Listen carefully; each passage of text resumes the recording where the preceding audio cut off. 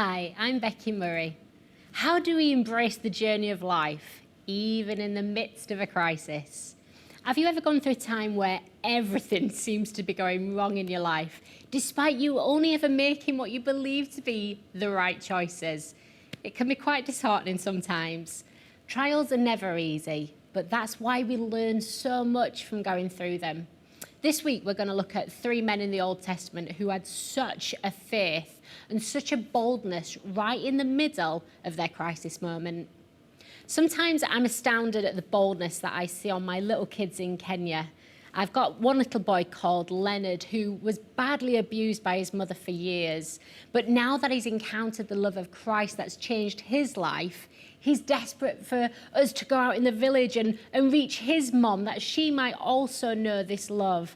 I see such a boldness on him and such the power of forgiveness that the same love that he's encountered, he now wants her to encounter despite her abusing him for years. A few years ago, I had the honour of leading a lady called Elizabeth to Christ in our village, who again displayed such boldness and faith that really challenged me. It was a genuine commitment, and she knew everything about her life had to change. The problem was, she was married to the local witch doctor. His name was Josvat. This man has literal waiting areas on his compound where dozens from the village come to him for treatment. His powers are very real, and his wife turning him to Christ was most certainly going to make him very angry. And so I was fearful that this would make the lady want to hide her fear to protect herself.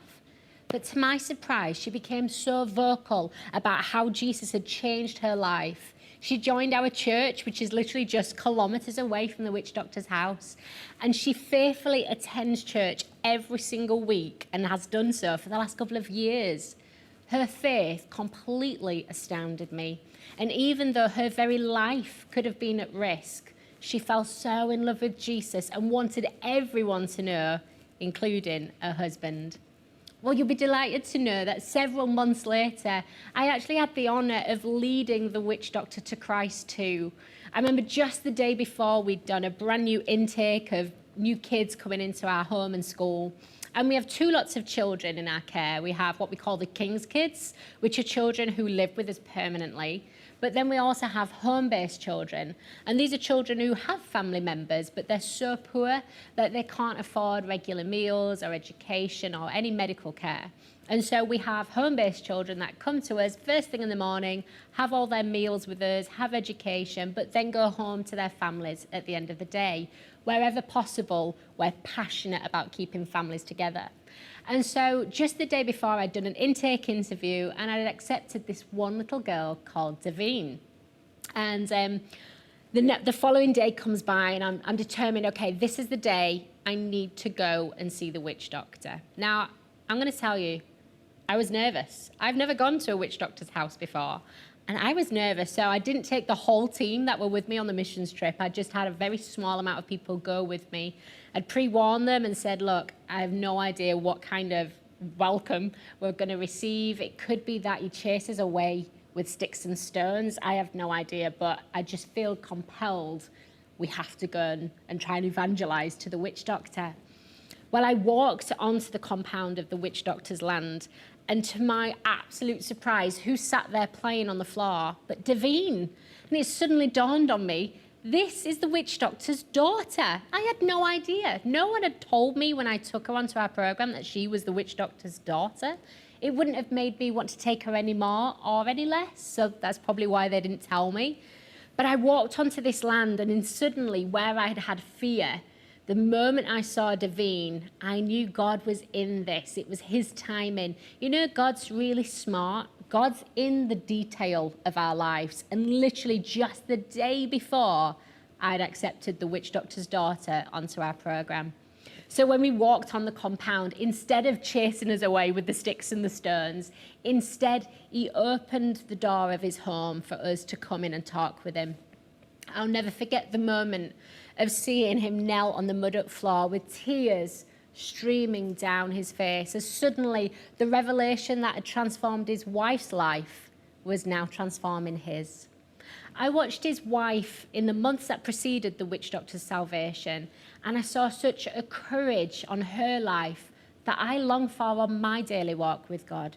You see, to really embrace your journey, you have to know who you are and what you believe, even if that makes you unpopular with your friends or your family. So today, I want to look at one of the most challenging scriptures in the whole Bible to me and read that with you. So Shadrach, Meshach, and Abednego, it's their story, it's their lives that just totally wow me. About 600 years before Jesus Christ was born, King Nebuchadnezzar of Babylon had surrounded Jerusalem and took captive many of Israel's finest young men, including Daniel, Shadrach, Meshach, and Abednego. These 4 Hebrew boys excelled in wisdom and knowledge and found favor with the king. Daniel was put in charge of the whole province, and at Daniel's request, the king appointed Shadrach, Meshach, and Abednego as administrators under Daniel. So King Nebuchadnezzar is a man who dealt with pride. He's got a few pride issues in his life, but he's built this huge golden image, and he commands all the people that they have to fall down and worship this image whenever they hear the sound of the music that they play. Shadrach, Meshach, and Abednego were determined they were only ever going to worship the one true living God. And so they refused to bow down to this golden image, and this gets reported back to the king. Courageously, they stood before the king as the king tries to pressure the men into bowing down, and they stand up for their faith. And so I want to read it with you. We're going to pick it up from verse 13. Then Nebuchadnezzar, in rage and fury, gave the command to bring Shadrach, Meshach, and Abednego. So they brought these men in before the king. Nebuchadnezzar spoke to them, saying, "Is it true, Shadrach, Meshach, and Abednego, that you do not serve my gods or worship the gold image that I have set up? Now, if you are ready at the time that you hear the sound of the horn, flute, harp, in symphony with all kinds of music, and you fall down and worship the image that I have made, then good. But if you do not worship, you will be cast immediately into the midst of the burning fiery furnace. And who is the God that can deliver you from my hands?" Shadrach, Meshach, and Abednego answered and said, "O King Nebuchadnezzar, we have no need to answer you in this matter. If it is the case, our God whom we serve is able to deliver us from the burning fiery furnace, and he will deliver us from your hand, O king. But even if not, let it be known to you, O king, that we do not serve your gods, nor will we worship the gold image that you have set up. Even if not." Wow, these men had such a radical faith in God, declaring that they knew God was more than able. But they went above and beyond that, stating that even if not, we do not serve your gods. There was no doubt in their minds. If they'd have just stopped at the statement of saying, our God is able, we would have said, wow, what faith-filled people. But they went above and beyond that, declaring, but even if not, they had no doubt. You see, logic and reason would suggest that they could have said to themselves, let's just bow down, we'll tick the box. We're not really worshipping this golden image. We love God and he's first and foremost. But if we can stay alive to keep telling people about what God's doing, then, we can still maintain our level of influence as administrators over the nation. You see, if we lose that influence, we can't do any good. So they could have rationalized, with kind of fingers crossed behind their back, we'll pretend to bow down so that we can keep our influence and do good for it.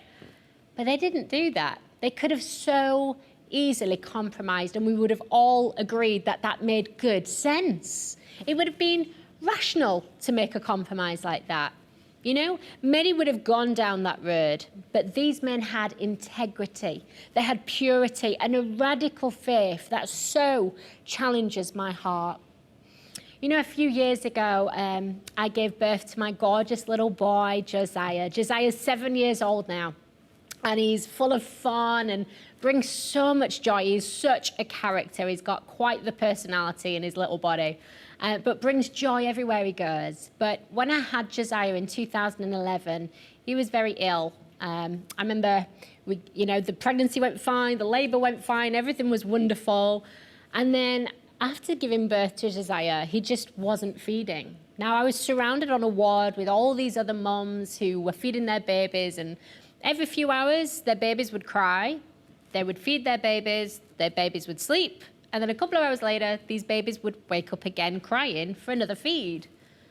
My little baby wasn't doing that. Josiah wasn't crying for a feed. He would cry, don't get me wrong, but he wouldn't take a feed. He just wasn't feeding. And I kept speaking up, telling the midwives, hey, my baby's not feeding, you know, what's happening? And they were giving me the whole, you're a first-time mommy routine. And inside I'm thinking, is it me? Have I gone crazy? Is it these hormones making me like one of those crazy moms who are paranoid that their baby's ill? Or is it me? Am I going crazy? But I'd watch all these other babies start eating and my own little boy wouldn't eat. Well, eventually we got a doctor to come and listen to this crazy mama. And the doctor asked a few questions about when was it Josiah last ate and has he had any wet nappies and diapers and things like that and all these other questions. And all of a sudden she rushed my little boy into the special care baby unit. Well, on that unit, they put a tube down Josiah's nose that went into his stomach and he was fed through this tube. And so finally, I breathed a sigh of relief. Finally, somebody, A, is listening to me, but B, finally, my little baby is now getting the nutrients that his body so needs.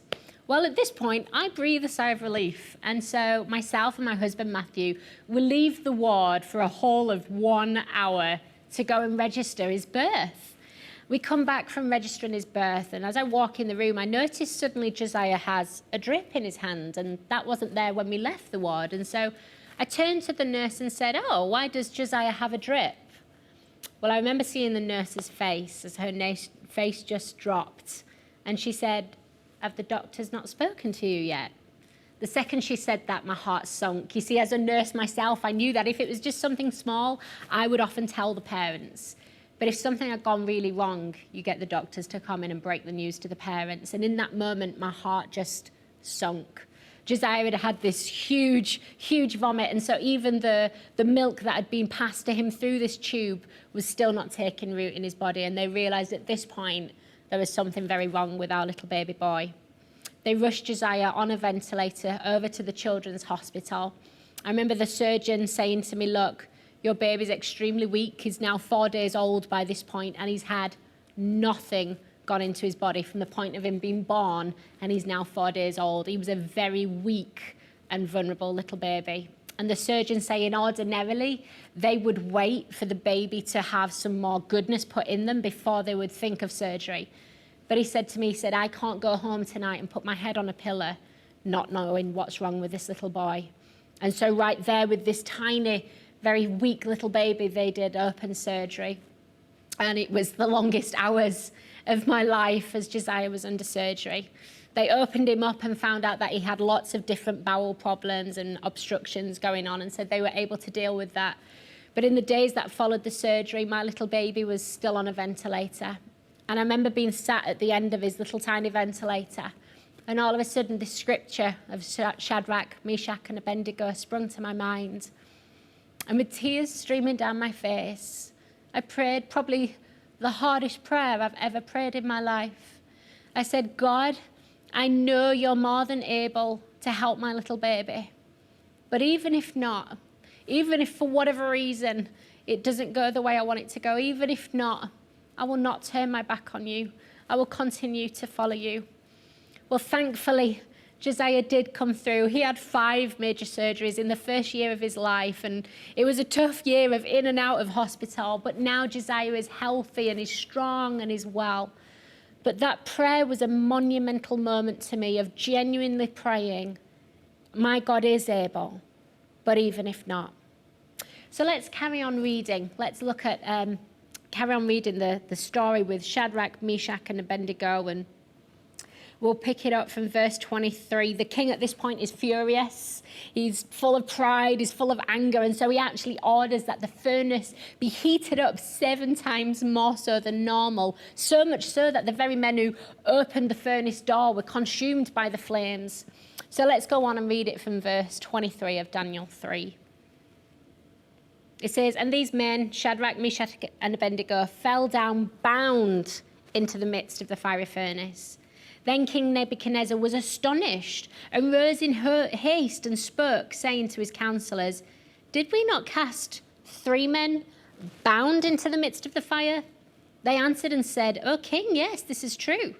Look, he answered, I see 4 men loose walking in the midst of the fire, and they are not hurt.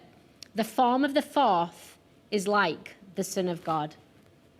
Sometimes when you're in the middle of your battle, you can feel incredibly alone. I've been there. I've felt incredibly alone in those intense moments of pressure. It can feel quite lonely while the rest of the world is just carrying on by like nothing's wrong. Yet for you, everything feels like it's going desperately wrong. And it can feel very lonely. We can also feel like we're sometimes bound by the problems and the issues that seem to be hurtling our way. But Christ is right there with you. He looses any addiction. He looses any problem that the enemy is trying to bind you with if you let him. And just as they were 4 men and they were walking free in the midst of their furnace, so God can do that for you in the middle of your furnace moment. Verse 26 goes on to say, Then Nebuchadnezzar went near the mouth of the burning fiery furnace and spoke, saying, Shadrach, Meshach, and Abednego, servants of the Most High God, come out and come here. Then Shadrach, Meshach, and Abednego came from the midst of the fire. The satraps, administrators, governors, the king's counselors all gathered together and saw these men on whose body the fire had no power.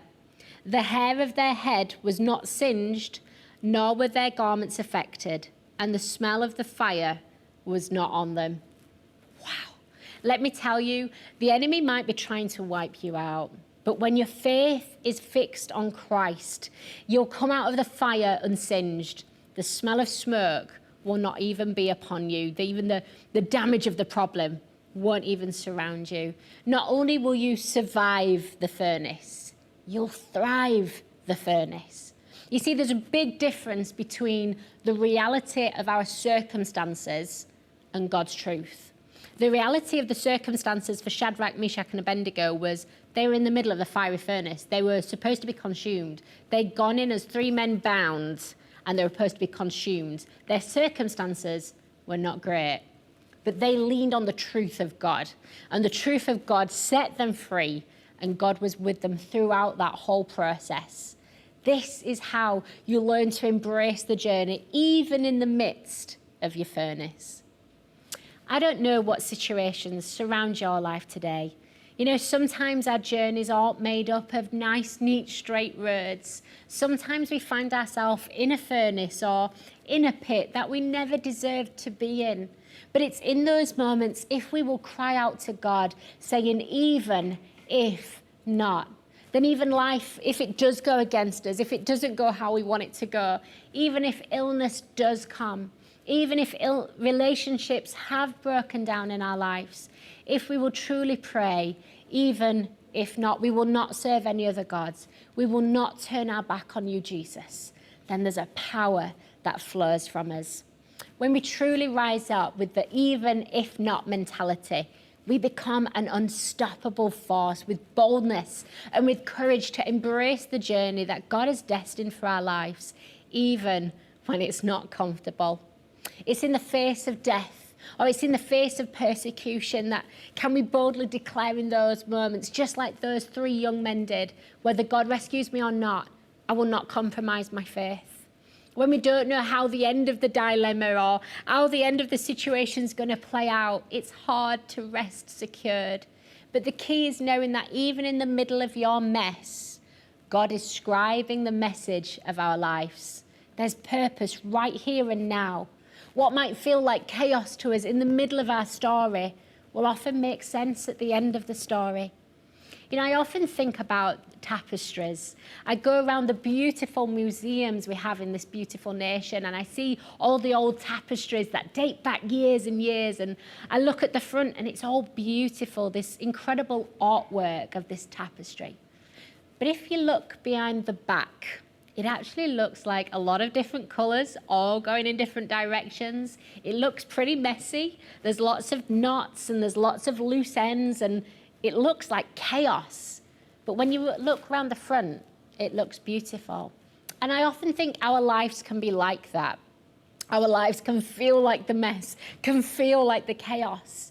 But actually, when we get to go to eternity, we'll get to see the front, the tapestry of our lives, of what the incredible artist was doing in and through us if we're simply submissive and say yes to his way. You know, Corrie ten Boom wrote an incredible poem called The Master Weaver's Plan. I want to read that to you. And it's a beautiful little poem, and it says, "My life is but a weaving between my God and me. I cannot choose the colours he weaveth steadily. Oftentimes he weaveth sorrow, and I in foolish pride forget he sees the upper, but I the underside. Not until the loom is silent and the shutters cease to fly will God unroll the canvas and reveal the reasons why. The dark threads are as needful in the weaver's skillful hand as the threads of gold and silver in the pattern he has planned. He knows, he loves, he cares. Nothing this truth can dim. He gives the very best to those who leave the choice with him." Wow, what a beautiful poem.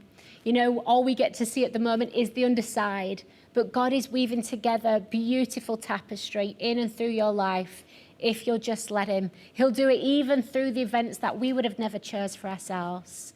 I would have never chose the journey we went through with Josiah. We spent the whole of his first year in and out of hospital, having surgery after surgery, and he had to be ventilated multiple times. As a mummy, that was really hard to walk through. You want the best for your children, and you'd do anything to take that pain from them. I would have never chose to go through that. But I know God has a greater plan. He sees with an eternal perspective what I only see with a tiny, almost jigsaw puzzle kind of perspective. I guess the issues arise when we put a full stop where God's only put a comma. We hear a diagnosis and we consider that as being the very end of our story, when maybe it's just the middle. You know, I think about the crucifixion of Jesus, and at 3 p.m. that Friday afternoon, I'm sure all the people that surrounded the cross put a full stop.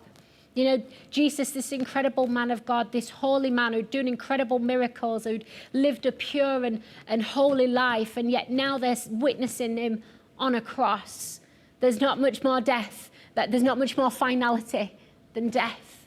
And many people would have put a full stop right there at 3 p.m. that Friday afternoon. But God placed a comma. The story wasn't over. And it's so true when we think of this great adventure we have with Jesus. You see, because Jesus died, he didn't just die. That's a comma. He rose again 3 days later. And because he rose again, we now have salvation in and through Jesus Christ because he died and rose again. And the same is true of our lives. Don't put a full stop where God is simply placing a comma. So my challenge to you today is be like Shadrach, Meshach, and Abednego.